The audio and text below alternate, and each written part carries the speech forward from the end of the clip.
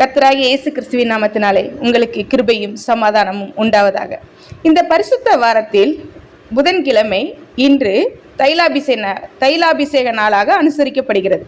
இயேசுவின் வாழ்வில் நடந்த ஒரு நெகிழ்ச்சியான சம்பவம் தான் இந்த தைலாபிஷேக நாள். பெத்தானியாவில் சீமோன் வீட்டில் ஏசப்பா என்ன செஞ்சுக்கிட்டு இருக்காங்க, சாப்பிட்டுக்கிட்டு இருக்காங்க. அப்போ சீமோன் யார் அப்படின்னு சொல்லி பார்த்தீங்கன்னா ஒரு தொழுநோயாளி. அவர் ஏசப்பாவால் சுகம் பெற்றவர். அந்த வீட்டிற்கு மரியாள்ன்ற ஸ்திரீ என்ன செய்கிறாங்க, வராங்க. அப்போ பாலஸ்தீனிய பயன்பாட்டில் தங்களுடைய இளம் பருவத்தில் இருந்தே பலவித அழகு பொருட்களை செய்ய வெள்ளை கற்களை சேகரிப்பது தான் வழக்கமாக இருந்தது அந்த காலத்தில்.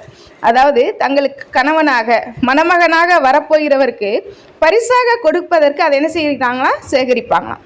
அந்த வெள்ளை கற்களை விலை மதிப்புள்ள ஜாடிகளில் சேகரிப்பாங்களாம். அப்படிப்பட்ட வெள்ளைக்கல் பரணியை தான் என்ன செய்கிறா, ஊற்றி உடைக்கிறாள் அப்படின்னு சொல்லி கூட நம்ம என்ன செய்கிறோம், இந்த இடத்துல நம்ம பார்க்கிறோம். என்ன செய்கிறாங்க அப்படின்னா, அப்பொழுது அந்த ஸ்திரீ ஊரில் இருந்த பாவியாகிய ஒரு ஸ்திரீ அவர் பரிசேயன் வீட்டில் பந்தி இருக்கிறதை அறிந்து ஒரு பரணியில் பரிமள தைலம் கொண்டு வந்து அவருடைய பாதங்களின் அருகே பின்னாக நின்று அழுது அவருடைய பாதங்களை தன் கண்ணீரினால் நினைத்து தன் தலைமயிரினால் துடைத்து அவருடைய பாதங்களை முத்தம் செய்து பரிமள தைலத்தை பூசினாள் அப்படின்னு சொல்லி நம்ம பார்க்கிறோம். பாவங்களை நினைச்சு என்ன செய்கிறா, மனம் திரும்பி அழுகிறாள் அப்படின்னு சொல்லி பார்க்கிறோம். பாவங்களை நினைச்சு மனம் திரும்பி அழுகிறா, பாதங்களை கண்ணீரால் நனைக்கிறா, அதை என்ன செய்கிறா, தன் தலைமயிரனால துடைக்கிறா, அப்புறம் என்ன செய்கிறா, முத்தம் செய்கிறா, அதுக்கப்புறம் பரிமள தைலத்தை என்ன செய்கிறா, பூசுறா அப்படின்னு சொல்லி கூட நம்ம பார்க்கிறோம். அவள் ஊற்றியது அவளுடைய எதிர்கால வாழ்க்கைக்காக சேர்த்து வைத்த களங்கமில்லாத பரிமள தைலம். விலை மதிப்புடையதா என்ன செய்து இருக்கிறது. அது எப்படி கணக்கு சொல்றாங்க அறிவியல் அறிஞர்கள்லாம் பார்த்தா ஏறக்குறைய 1 வருடம் ஊழியத்திற்கு சமமாக இருந்தது அப்படின்னு சொல்லி கூட சொல்றாங்க. மரியாள் அந்த தைலத்தை தலை மற்றும் பாதத்துல ஊற்றி தன் தலை மயிரால் துடைக்கிறாள்.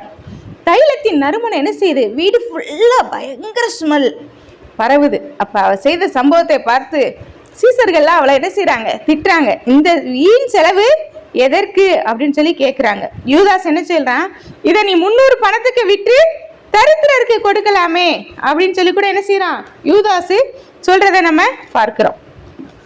அப்ப ஏசப்பா சொல்றாங்க, தரித்திரர் எப்போதும் உங்கள் இடத்துல இருக்கிறாங்க அப்படின்னு சொல்லி சொல்றதை கூட நம்ம பார்க்கலாம். இவ என்ன இடத்துல என்ன செஞ்சா, அவளை விட்டு விடுங்க, அவளை என்ன செய்யுங்க, தொந்தரவு செய்யாதீர்கள், அவள் என்னிடத்தில் நற்கிரியை செய்திருக்கிறாள், தன்னால் இயன்றதை செய்தாள் அப்படின்னு சொல்லி ஏசப்பா சீசர்களை அதட்டுறாங்க.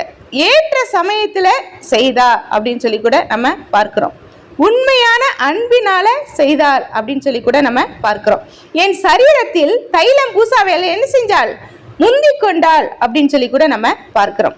ஆண்டவருக்கு இது கடைசின்னு தெரியும், மரிக்க போகிறாருன்னு தெரியும். ஆனா அந்த மரியாளுக்கு என்ன செய்யாது, அவர் மரிக்க போறாரு, நம்ம கிட்ட இல்லை அப்படிங்கிறது அவளுக்கு தெரியாது.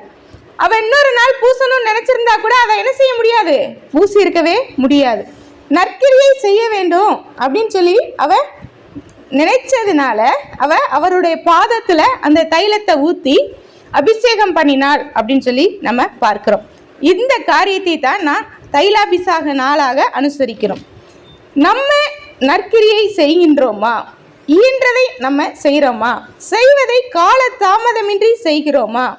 இயேசுவின் அன்பால் ஈர்க்கப்பட்ட நாம் மரியாளை போல நாமும் நற்கிரியை செய்ய தேவன் நம்மை பயன்படுத்துவாராக. கர்த்தர் தாமே இந்த வசனங்களை ஆசீர்வதிப்பாராக. ஜெபம். இரக்கமுள்ள கர்த்தாவே, அவளுடைய பாவத்தை பாதத்திலே நின்று முதலில் அழுகிறாளே சுவாமி, அவருடைய பாதத்தை கண்ணீரால் நனைக்கிறாளே அப்பா, தலை மயிரினால் துடைத்து முத்தம் செய்து பரிமள தைலத்தை, விலையேற பெற்ற பரிமள தைலத்தை அன்பினால அவருடைய பாதத்துல பூசுறதை நம்ம பார்த்தோமே சுவாமி. சமாதானத்தின் தேவன் அப்பா, நாங்களும் ஏசப்பா இந்த நாளில் எங்களுக்கு கொடுக்கப்பட்ட இந்த நாளிலாவது நாங்கள் நற்கிரியைகளை செய்ய எங்களுக்கு நீங்க கிருபை செய்தருளுங்க. தொடர்ந்து காத்து கொள்ளுங்க, பலப்படுத்துங்க. நேசிக்கிற இயேசுவின் நாமத்தில் பிதாவே, ஆமேன்.